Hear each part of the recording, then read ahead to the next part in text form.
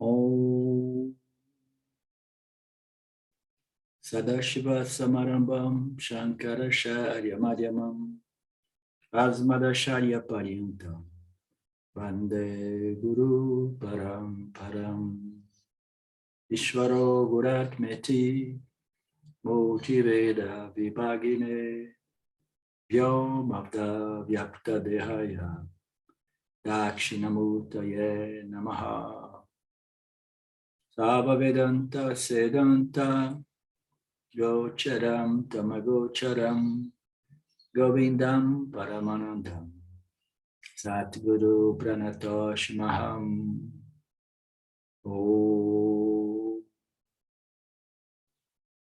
Om Shanti, Shanti, Shanti.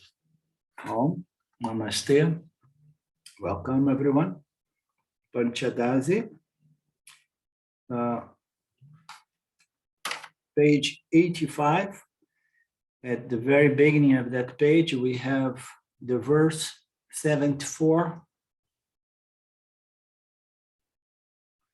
Does Claudio have any question to begin with? You are our only inquirer here. No, I'm not the only. I'm not the only. The doubter, the only questioner, the only objector. No.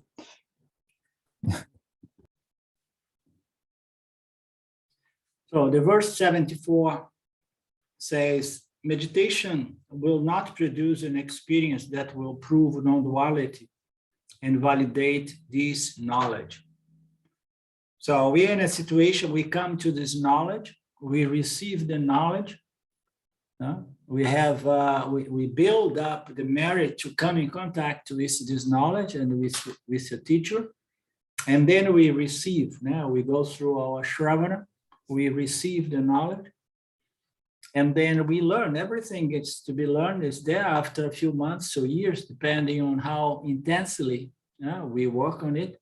And then it's all clear to us. But then we say, okay, but I come from meditation. And now I have gone through a few years listening and reflecting. And so I guess what's missing now is to go back to meditation so that I can have an experience that proves that the scriptures are right. I need something to validate what I'm learning, listening, and reflecting, because somehow it feels like it's something that is counterintuitive, it's something that contradicts my experience. I see reality, I see the objects out there, and I take myself to be the body-mind subject, and I see the world as tangible and real. I see the body-mind, the so-called subject, as reality as well. And now I hear all these concepts from the Upanishads, and I come to the point that I said, okay, it totally contradicts my experience. Isn't it like that, Claudio? No? It totally contradicts our experience. No? And then the next good thing we have in mind, good idea we have in mind is, okay, let me go back to have an epiphany that can prove to me that all these counterintuitive assertions, they are true. So because through perceptions and inference, I cannot see it as truth. And then if I have an epiphany with an altered state of mind, and then maybe my perception is going to be such that I am seeing the world disappears, and then there is only consciousness. And there's a huge void, non-dual emptiness, space. We have been talking about space. So I guess if I go back, and then I can really experience non-duality, I can experience consciousness and nothing else but consciousness. So, and then the mind starts like, okay, so that's what I want to experience. And somehow, sooner or later, the mind projects a certain epiphany that says, oh, wonderful, the scriptures were right. Huh? But then what happens? You come out of the epiphany and again, this nasty world of duality comes back. And then again, the individual is there dealing with the world that seems to be real, the body mind that seems to be real, and all those difficulties of living in duality, believing that is reality. So this is the most common thing. And I know it firsthand because I see people, they come to Vedanta and then they disappear. And then in the beginning, I like to try to understand what happened to this person, what happened to that person, And then with time and experience, you just leave it all to Ishvara, and you know that Ishvara is the real teacher. Samsara is a great teacher as well, Maya and so on. You say, let that, they come and they go. If they don't go, so be it. And it's all good. Ishvara is taking care of everyone. But it's a common thing. People come to Vedanta and then they listen to this knowledge. This knowledge does not click to them. It does not become properly digested and internalized to the point that the ha-ha takes place. And then one sees the most obvious and then remains as an academic sort of knowledge that is going to be nagging for an experience to validate itself. It sounds common and very familiar. So, and that's what we see. But guess what? There is no experience that can validate the teachings of the Upanishads that established our nature as limitless conscious existence. There is no epiphany that's going to validate what Ishvara reveals to us through the scriptures. Because any epiphany is going to be happening within our limitless conscious existence. How something that happens within me can validate me? Anything that happens within me has a borrowed phenomenon existence which comes from me. How an effect of myself in association with Maya can come back and validate me. So this is, after all, the most absurd argument or idea people can have. Do you guys agree or not?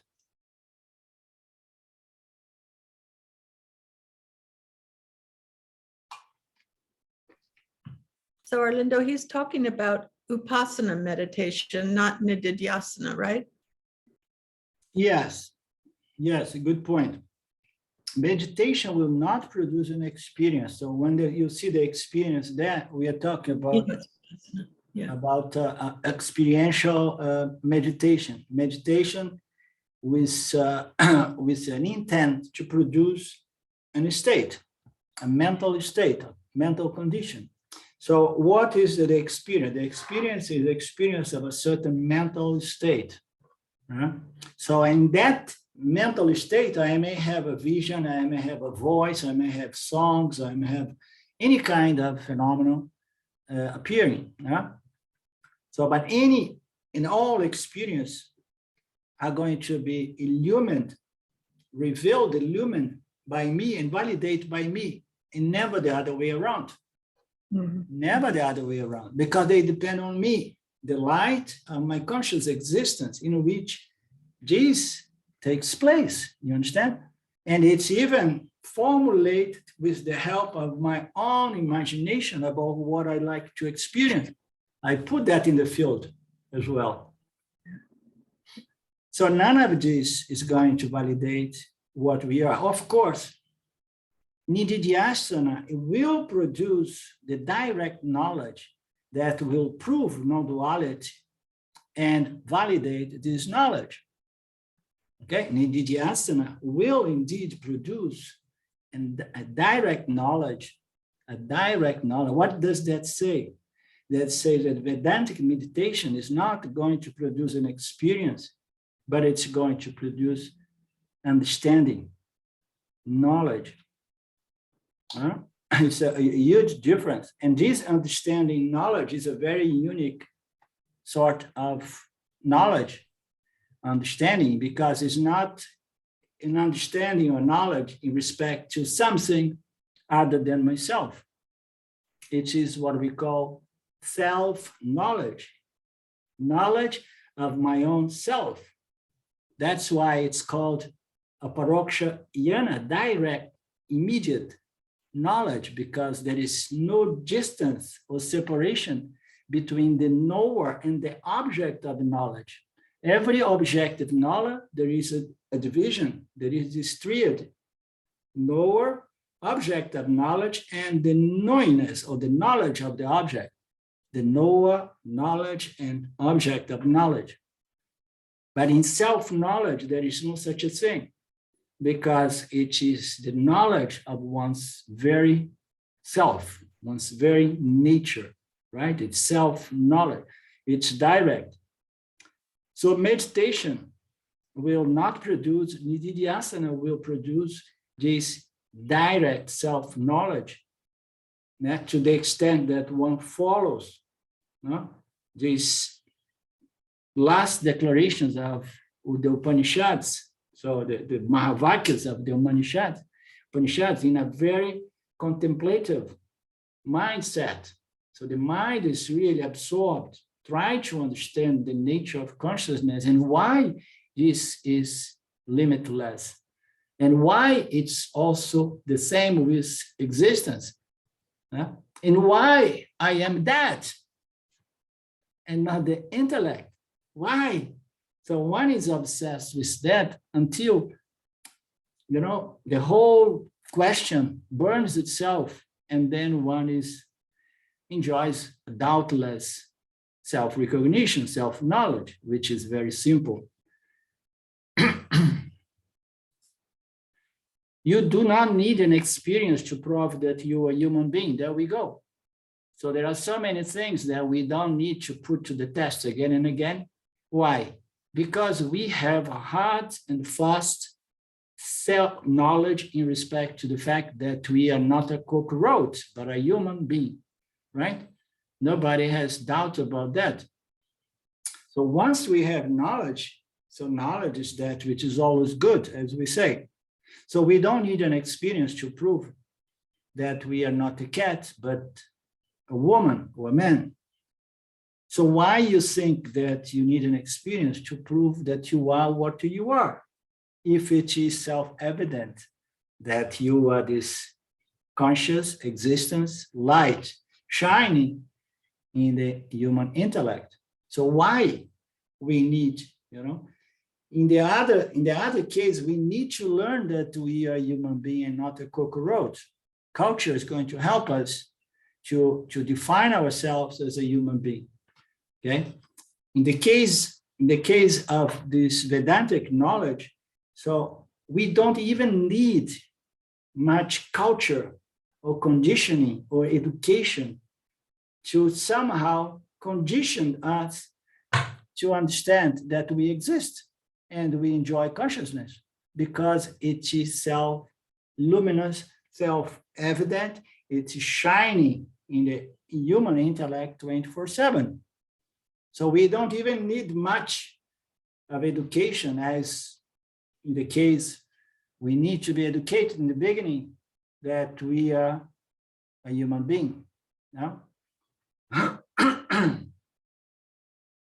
meditation may reveal the fact that reality is non-dual, but the knowledge that reality is non-dual is not liberation. So what is the difference then? Reality is non-dual is one thing that an epiphany may reveal, okay? But this is not liberation, because even if we have an epiphany, a non-dual epiphany, yet we know that every state or every experience or mystical experience is bound by time. It has a beginning, a middle, and an end. So it ends, and then you again going to be feeling that you need a better epiphany to free yourself once for all, because that was not enough. Because you believe that the world, the moment that the world appears, duality appears, you believe what? That I am not free. You understand, Claudio? I am not free. Why? Because the world came back.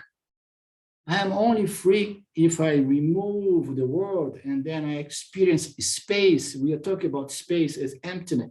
I experience space and then I believe that I had a non-dual experience, a non-dual experience of myself as emptiness, as nothingness. You understand? That's why this text is again and again discriminating consciousness, awareness from space. Again and again goes back to that. You understand? Because most spiritual seekers get stuck experiencing emptiness, and they have a sense that this is non-duality because it's an infinite ocean of nothingness, and this is reality. But that experience ends, and then again the world comes back, and then again the individual feels like, oh my God, again duality, so again I'm bound to duality, I'm bound to ignorance, I'm bound to the world. One thing is to know that the world may come and go. When we go to deep sleep, the world disappears, but you know that it's going to come back again. Just imagine every day in the morning, we're going to be in bed crying for 1 hour, oh, the world came back again, and no, this is not fair. Yeah? Why? Oh, because when the world comes back, I experience duality, and there are so many problems in duality. So what bounds us is not the appearance of the world, it's the belief that the world is real, which is a totally different deal. Huh? Because the world will never go anywhere. Even when they go here and there, like in deep sleep or in nirvikalpa samadhi, it comes back. In the sense of being bound or being limited by the appearance of the world comes back because you did not understand the fundamental, that the world belongs to a different order that does not bound or impact you. It's mithya.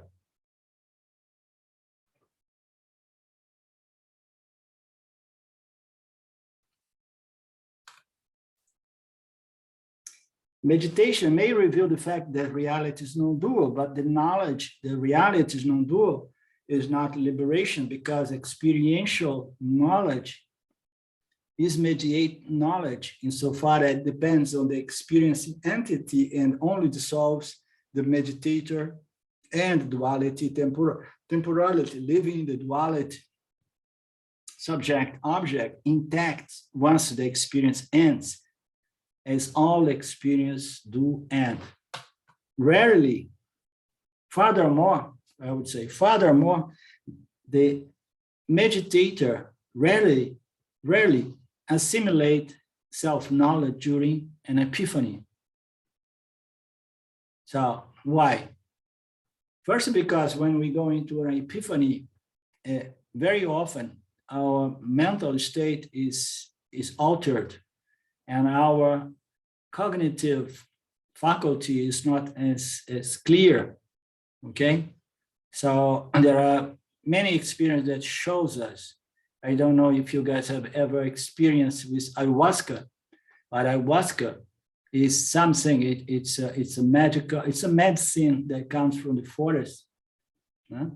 And it's something that alters the human consciousness, and you have incredible insights, especially if you are a seeker of moksha. But in that state, in that altered state, the intellect, it has a hard time to really interpret those experiences correctly, you understand? And besides that, those experiences usually, they become so attractive that the last thing that the meditator will remember is to inquire. They are going to be so fascinated by the experience, you know, that they don't want to inquire. The emotional impact of the experience often overwhelms the intellect, rendering it unsuitable to discriminate and extract the knowledge. It overwhelms the intellect.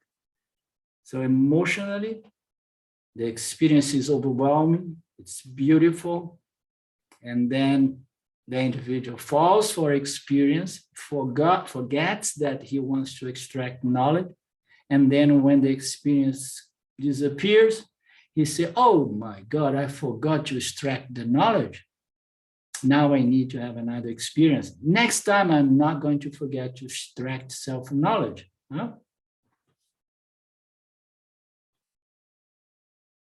Only the knowledge that the meditator itself is an apparent, not a real entity, permanently removes ignorance, the suffering caused by the belief in the world of duality, the subject-object duality. Duality is only a problem when it's taken to be reality.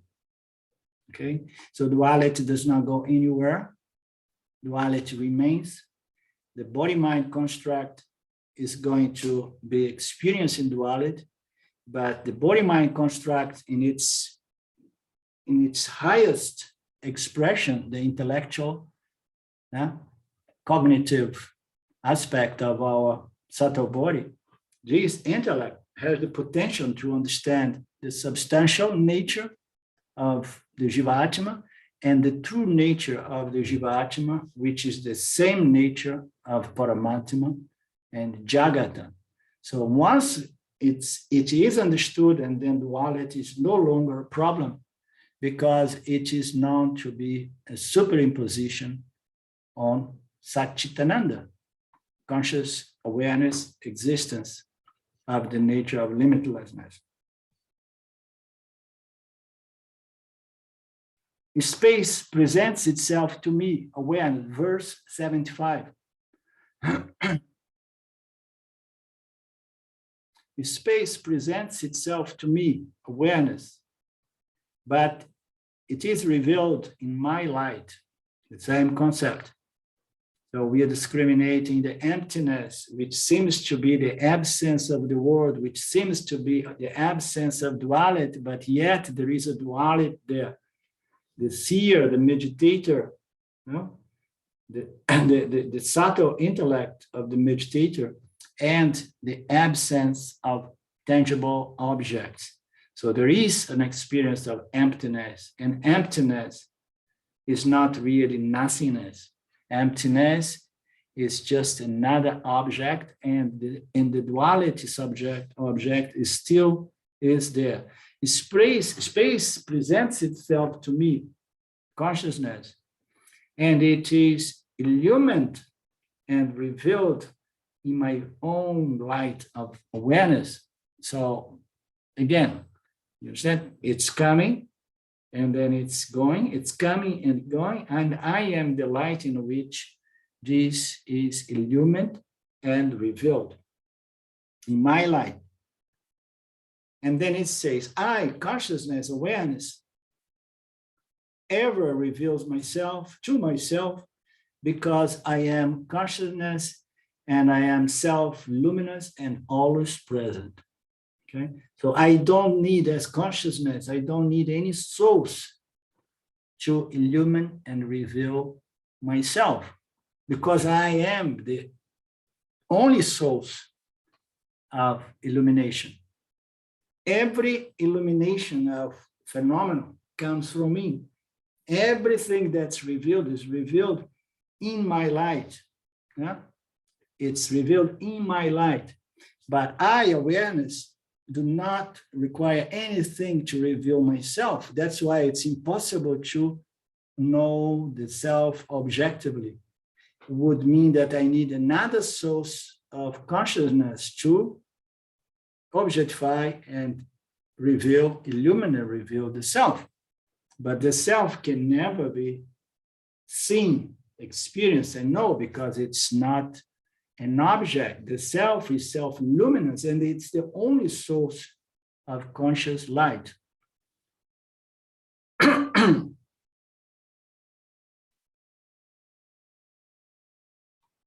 Awareness ever reveals itself. It's self-revealing, self-luminous, and it reveals itself to itself because I am consciousness and I am always ever present. The I am that we experience, the self that shines in the human intellect, the I am is always ever present, okay? Never absent.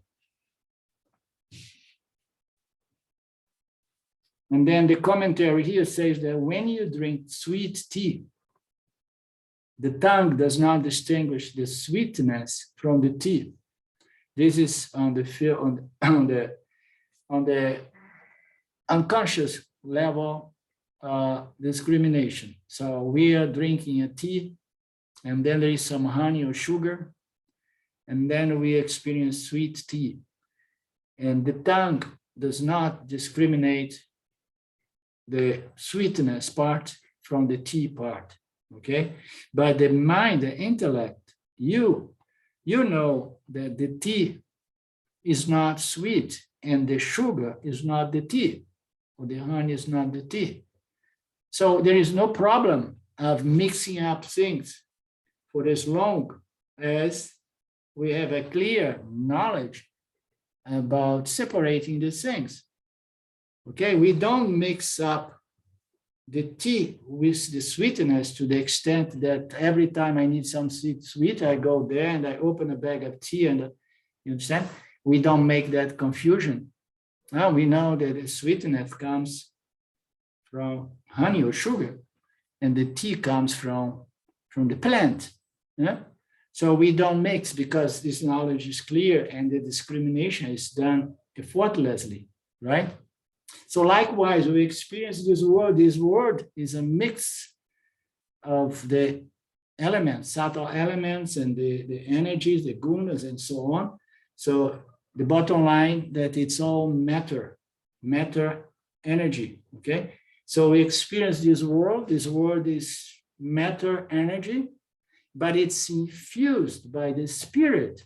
It's infused by Satchitananda, existence, consciousness. So now we experience the world of objects, okay?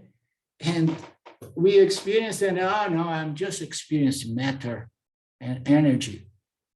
Now, when you come to Vedanta, you know, no, I am experiencing everything I experience matter/energy plus awareness, because everything is made for awareness, is maintained, sustained by awareness, and it is recycled by consciousness. So everything is a superimposition, is a projection within the mirror, the mirror of consciousness, awareness, okay? And it's not separate from awareness. And when we experience both. We experience the mirror and we experience the reflection. We experience the mirror, which is the macrocosm medium called Maya. And then we experience Maya and the reflection, meaning to say the word, but we experience awareness, the substratum of Maya, the true nature of Maya. So we experience everything together, the same way we experience the sweet tea together.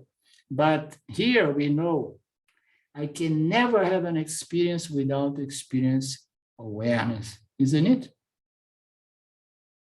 Very simple.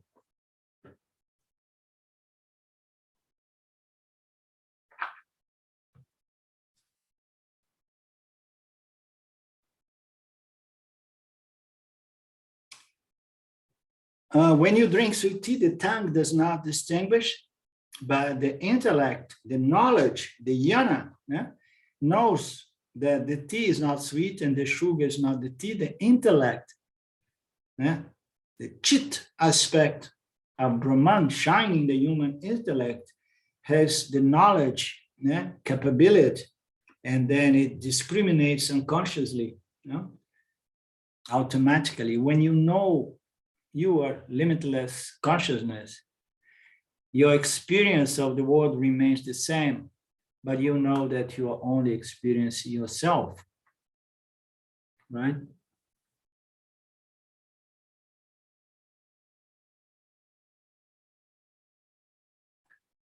Any questions so far?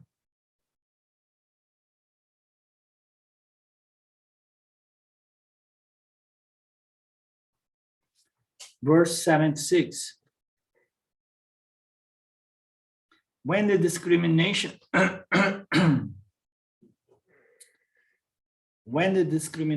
vasana is sufficiently nourished through constant nididhyasana practice, the yoni is wonderstruck and the worldly persons believe that the world is real and the objects are real and they are designed to complete myself.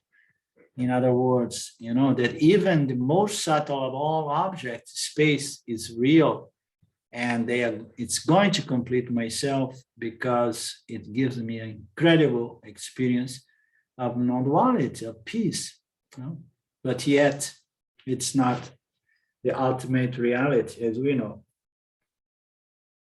So what is this discrimination vasana, which needs to be sufficiently cultivated and nourished, and so that it sprouts and it grows? This discrimination vasana, where is the depository of vasanas?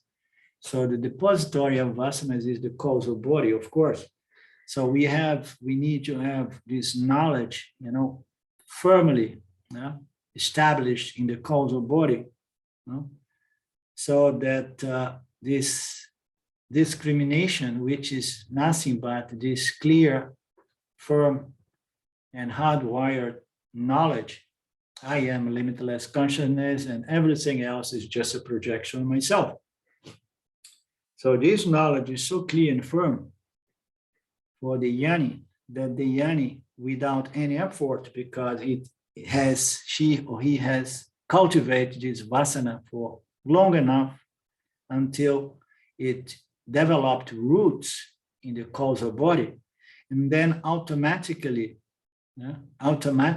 spontaneously, this knowledge remains there, just seeing things for what they are, just phenomenon happening with me, and then the yoni does not take anything serious.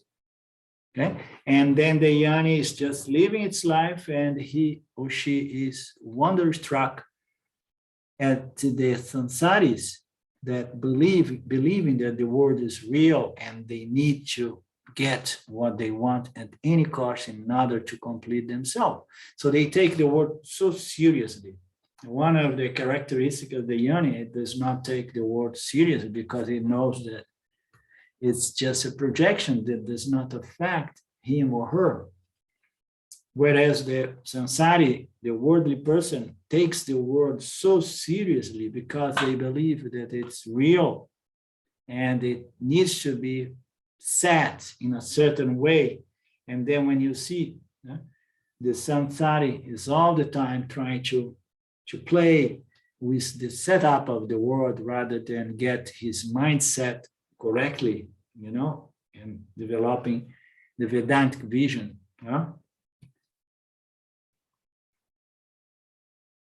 A wise person knows that conscious existence is not a property of the world because it pervades the world. So the wise person, the yoni, knows that this world, again, is just a superimposition.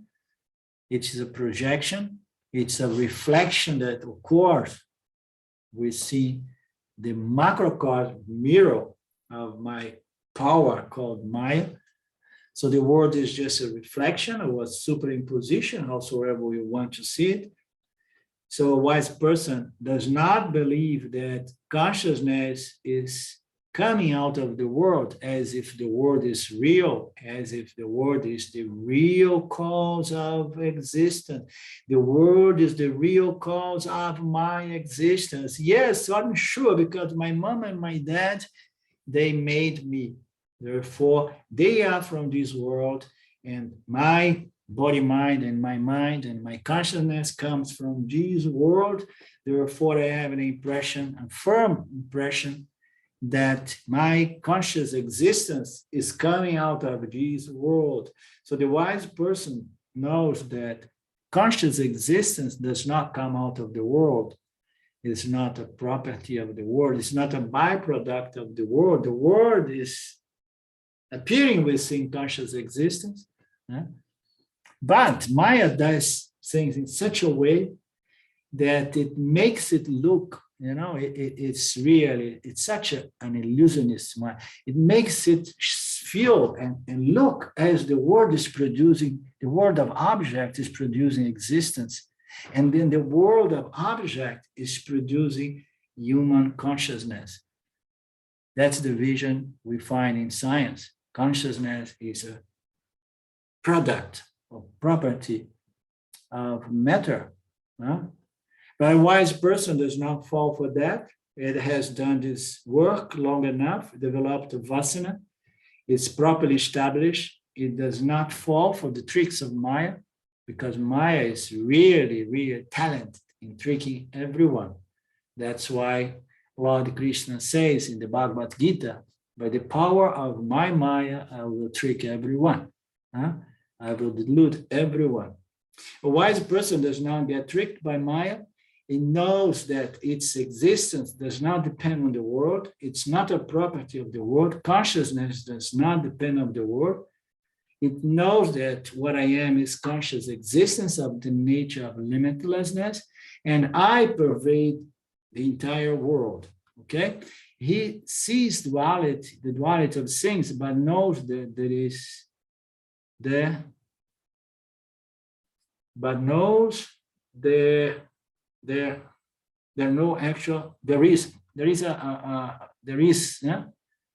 is missing there, right? Okay. He sees the duality of things, but knows that there is no actual separation between consciousness and these objects that appears within consciousness. Worldly people believe existence is an attribute of matter. Every object is going to produce its own existence. The wise person knows that existence with the aid of Mr. Maya projects objects which are only names and forms. It does that out of existence consciousness. It does it out of myself. Out of myself, it produces the three gunas, and then it reflects the world or projects the world. And since I pervade everything, the world is always sitting or soaking in my nature. I am the substratum, conscious existence. The wise know that conscious existence, with the aid of Mr. Maya, projects, reflects the world, which are only names and forms. It does so out of my own existence consciousness. Worldly people do not understand enlightened people. Of course not. They all believe that we are crazy. Claudio, did your students got already it right from you that you're going to lose your customers? I'm a bit concerned about you.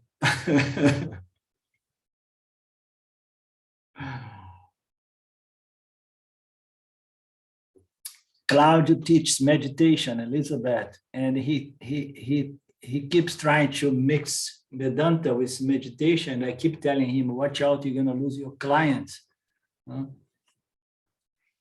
Why the worldly people, even the people who like to meditate to feel good, do not understand enlightened people. And enlightened people should never expect them to understand, because they are not qualified to understand. So it takes some maturity to come to a point that you notice that nobody understands you, and nobody is going to give a damn to you. Nobody is going to offer you respect. You understand? And then you look around, you see people offering respect to so many fools in the world, even to spiritual gurus, they are receiving all the respect. But the wise one does not get respect. Elizabeth, and then you have to put up with that and say, oh yes, that's the nature of things. They are not qualified to understand the yani. Therefore, they are not going to respect you. You understand?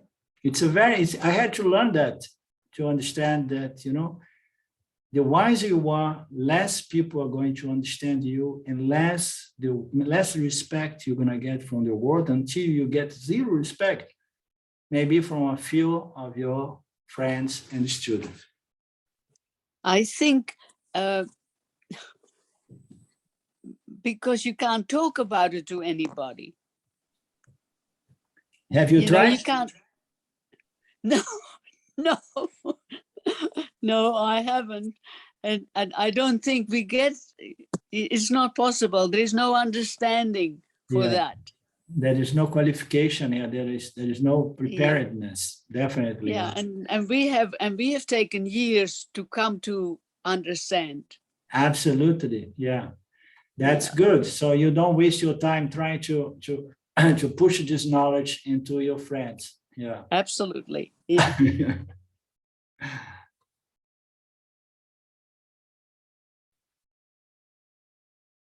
They are not qualified. Okay. Now we go through a summary of the discrimination between I and space.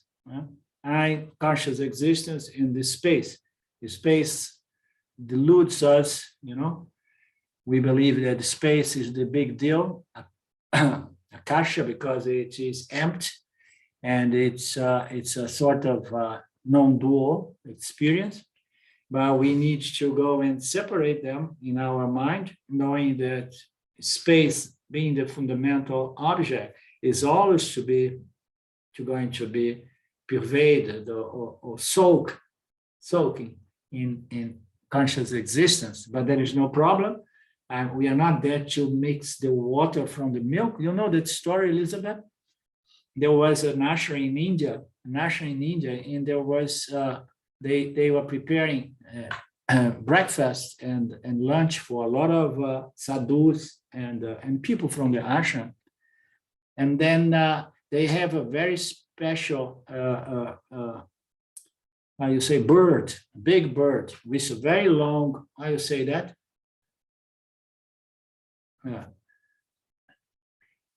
Beak. Peak, yes. Yeah, a very long peak, okay? And the reason they had that bird there, because this bird was an expert. And when they had too many people in the ashram, and then they look at the situation and they say, oh my God, we don't have enough milk. And then the cook would go and mix a lot of water in the milk to get to everybody. And then the guru there was a very fussy guru. He wants things to be really nicely done. He would go when people least expect. He was there in the kitchen, checking the food, checking the meat. And then he put the meat and said, too much water. Who did that? How much water? 50-50, Guruji, 50-50, too many people outside. And then they would bring this bird, this big bird with a pick. And this bird had the knowledge to suck the water of the milk, leaving the milk there, you know. It could pull the water and leaving the milk, okay? So I say, okay, my bird, go there and take at least half of the water in there. So we need to separate things, but we don't need to be an expert in doing that physically, because we cannot really, with our pig, suck matter out of consciousness existence, or suck conscious and then leave matter without existence, and matter collapse, and then we don't have matter, because matter depends on existence and consciousness. You know, we don't need to do any of these gymnastics, right? We just need to understand, discriminate. When we experience space, whose property is to accommodate objects, we experience both space and existence. it's clear that this is true because we say space exists. Yeah? Very clear logic. We believe that space exists. Yeah? And then we experience what? I experience space, but I also experience the existence of the space. So we experience both. Yeah? We don't need to separate them, as we have noticed. We can't really separate them. Yeah? With Nirvikalpa Samadhi, we separate space from existence, but if we pull space from existence from space and then the space disappears, we don't need to go there.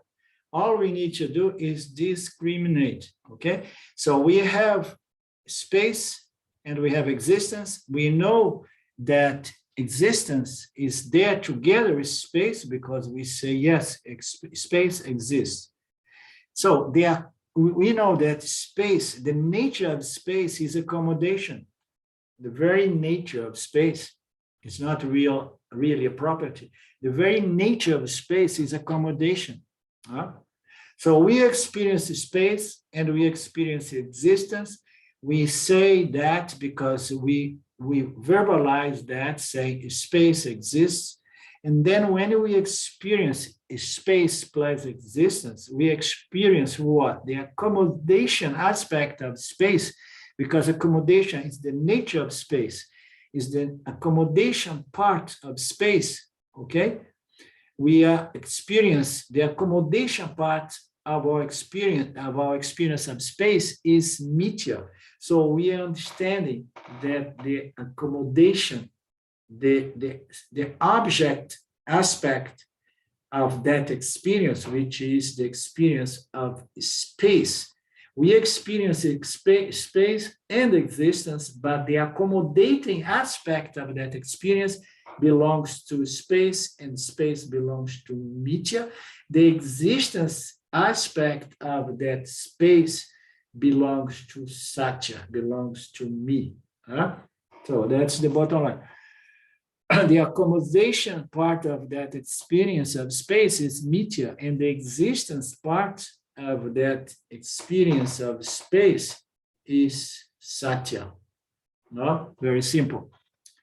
Although we experience them together as one, we should understand how they differ.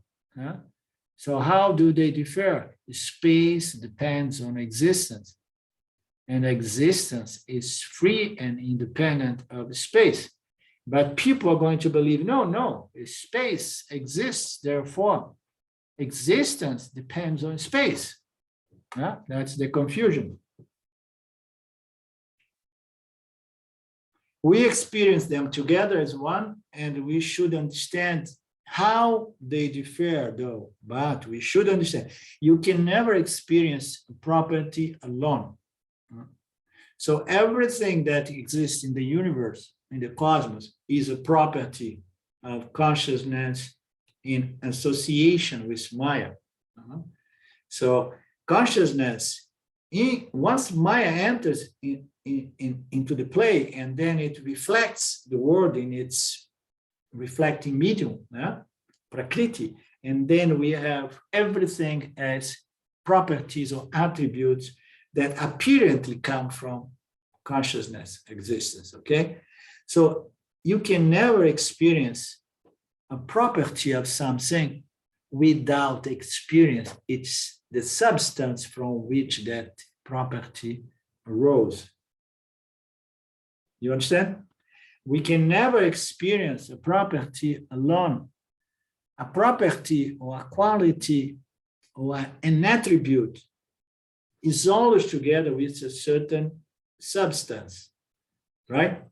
We never experience them alone. We experience them together. It's always connected to its substance, okay? We know this by analyzing speech. We say the tree exists.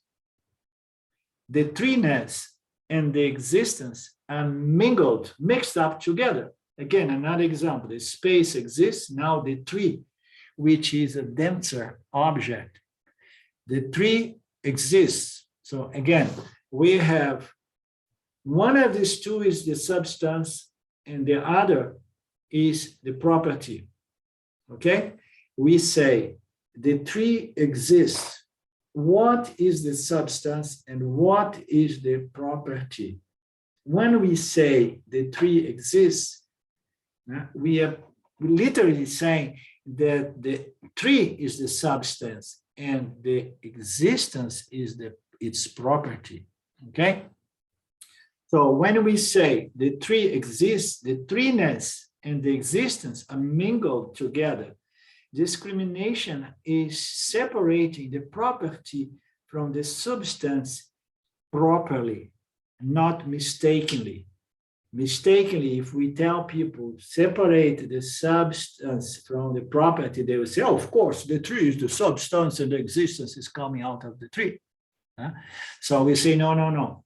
You need to go and to the classes of Karma Yoga, Dharma Yoga, and then later on, you're going to come to the Upanishads, Gita, Upanishad, and then you're going to see things right. Okay? Existence is the substance, and then the tree is the property. The treeness is the property. Okay? The tree exists. Discrimination is separating the property from the substance. The the existence, from the properties of Maya, the properties of all configurations of Maya. Experience is a conscious subject, satya, contact the inner object, mithya. You are what is real. The object seems to be real. Okay, but going back to the discrimination here, the discrimination is what before we were seeing as the reversal of the reverse. Okay, so Maya makes things to be reversed, in a way that we believe that existence is a part, product, or property of matter. Existence, consciousness is a part, property of the body or product of the body. So this is the reverse.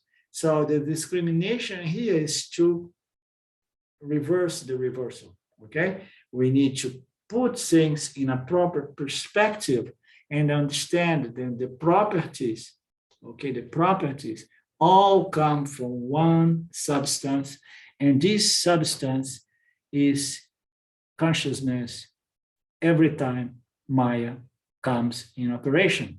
Okay?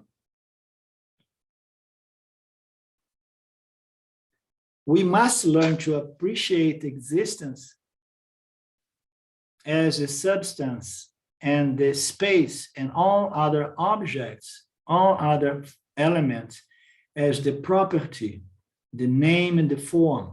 So everything that we see is a property. Okay? It is it's a property, it's a quality, it's a configuration, it's an attribute, okay? It's a name and a form, okay?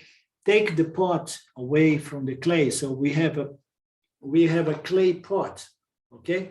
If we take the pot away from the clay and you do not remove 1 ounce of clay, we don't affect the clay when we remove the pot, okay? So now if we remove the clay from the pot, what happens to the pot? So the pot loses its status as a pot because we pulled the substance. The pot was just a property. It was just a name and a form, okay? Just a configuration. So take the pot away from the clay and you do not remove the clay, 1 ounce of clay. Pot is a weightless property, okay? A form and a name only. We think another example, a thin lady. The adjective is on the left, the noun is on the right, a thin lady again. But we should say a lady thin. Otherwise, we may believe that a thin is the substance and lady is a property of thinness. How you say thinness?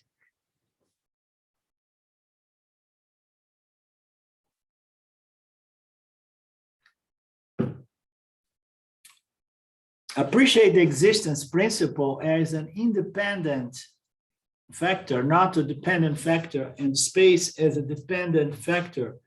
Appreciate the property of an object as mithya. Seeing the world as mithya is the only freedom there is. If the world enjoys the same order of reality as I, consciousness, do, if the world enjoys the same order, I will be a slave to the world. I will have to depend on objects for my happiness.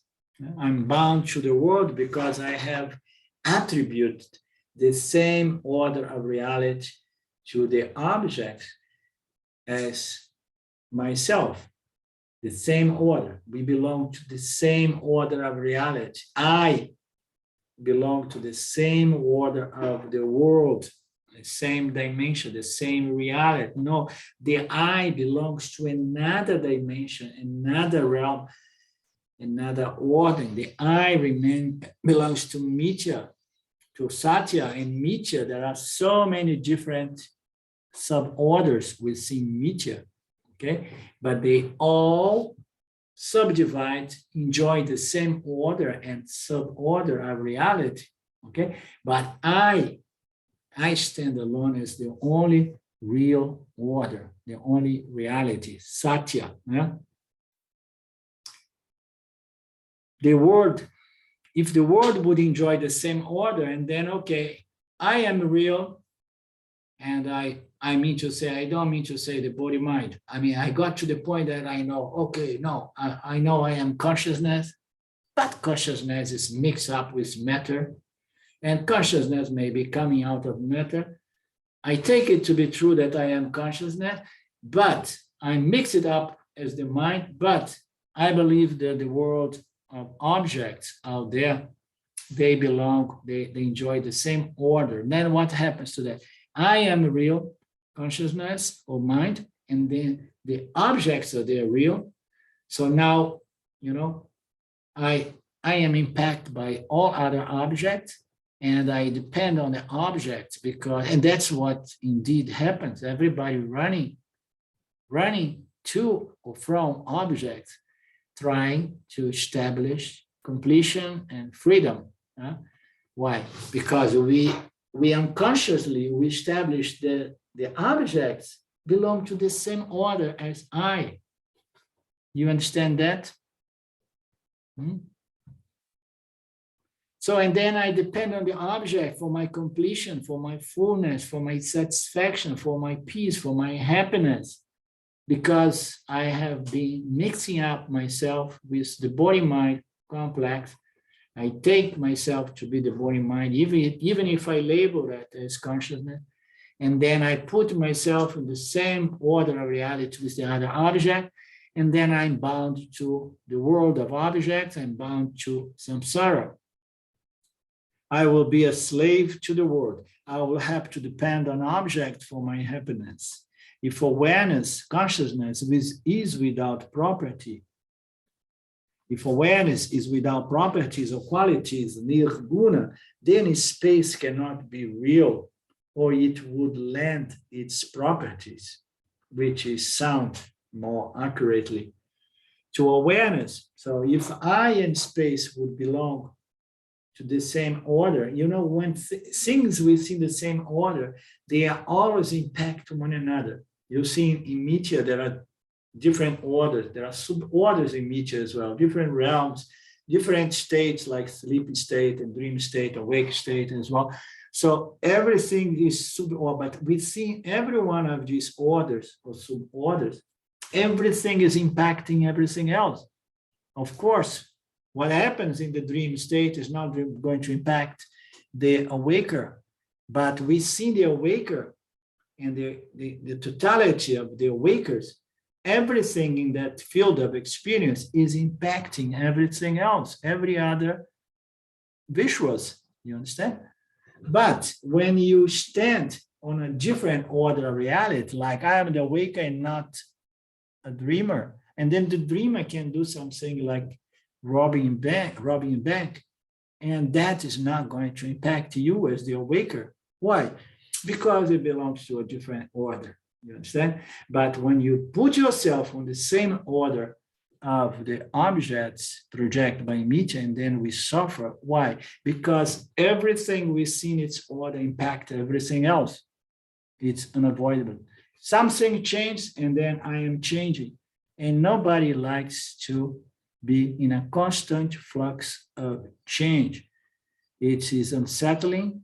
It is a position that gives us a sense of insecurity, vulnerability, or not knowing what we are, and so on.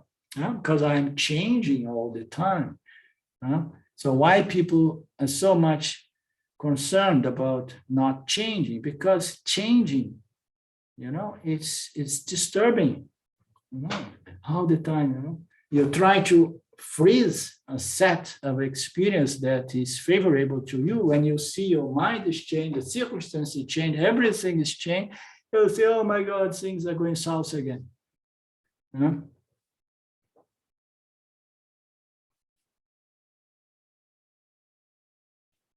If awareness is without properties or qualities, nirguna, then space cannot be real, or it would lend its properties to I, awareness. So I would be getting the nature of space accommodation. And then when I see, oh my God, I am awareness, I'm one without a second, but now I got mixed up with space, and now everything that space accommodates is coming to me, including sound. But the scriptures clearly states that awareness has no property, no attributes.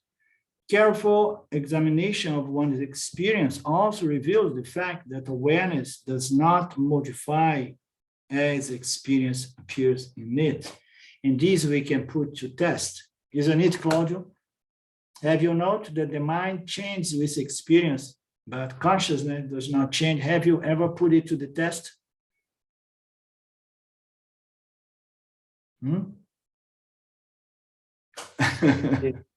What is the test? Put it to the test, okay? You just need to hold on to your true nature to remain established in awareness as awareness, and then you can let the mind change and everything, and then you just hold your knowledge, and you know that, yes, it is true. I am not changing. The mind is changing, but I'm not changing. The emotions are changing. The thoughts are changing, but I am not changing. No? And if we look back in retrospective, when you look at the child or the teenager you are some years back, you remember those moments in which you were there, just contemplating or in silence or staring or thinking something, and you can look back and you see that you were still the same. Okay, the mind has changed a bunch, but the body has changed big time. But what you are, you can look back and see. And when I first heard that and I put it to the test, I was like, wow, came that vision. I myself, when I was 5 or 6 years old, I used to sit on the walking side, and then in a small little road, in a small little place we lived, and then I used to sit there outside, and alone, just looking, and then I went back there, and then I just realized, oh my God, it's the same conscious light.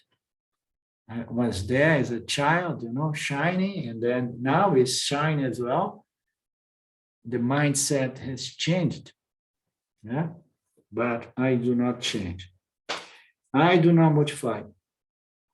If I do not modify, if I indeed would modify, I would have the properties of the world and would lose my nature as non-dual awareness. Since it does not borrow property from space or any other object, space must exist in media, which is another order reality, and another other reality which does not impact myself, because I am Satya, the only real order of reality.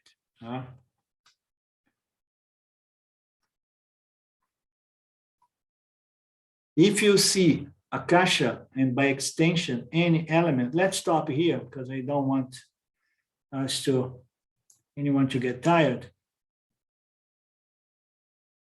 I'm going to put a sign here. We don't need to end this paragraph. Okay, so next Thursday, we go back to our other text. Claudio, did you have time to pull those verses in English? In English? Yeah, send me. I thought I'd send you. Last week after our class, I sent you, unless I didn't. No, I was waiting for it, but you don't send me. Okay, strange. I'm gonna look into my email or my, Yeah, because Okay, I was surprised you did not get back to me. I will send it to you now again, or maybe for the first time I will send you. I just see that I only received Okay. for this class of Monday. Okay, I will maybe I come- send will- it by WhatsApp. Yeah, why not? Yeah, better. Yeah. Okie dokie. And then you could send to everyone Mhm. the verse translated into English. That would help. Okay. Elizabeth, the text we have from Swami Paramarthananda, the verse are in Sanskrit language. The one you have is already in English. The one you have, the one that you purchase, is already in English language or not? Yes, but it is a very old one. It's a very old one in the 40s, 1940s or Okay. something. And it's not at all the same. So Okay. I'm happy you sent it to me. Okay, and then you pull. I'm gonna send it to you. All you need to do, Claudio, it will help me. You pull only the verse and then put them all together, and then we send to everyone. Okay. Mhm. Om Purnamada Purnamidam Purnamudachyate Purnasya Purnamadaya Purnamevavashishyate.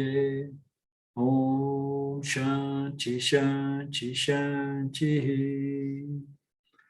Thank you, Lord. Thank you, my friends. We meet again next Thursday. Namaste. Love you. Bye-bye. Ciao.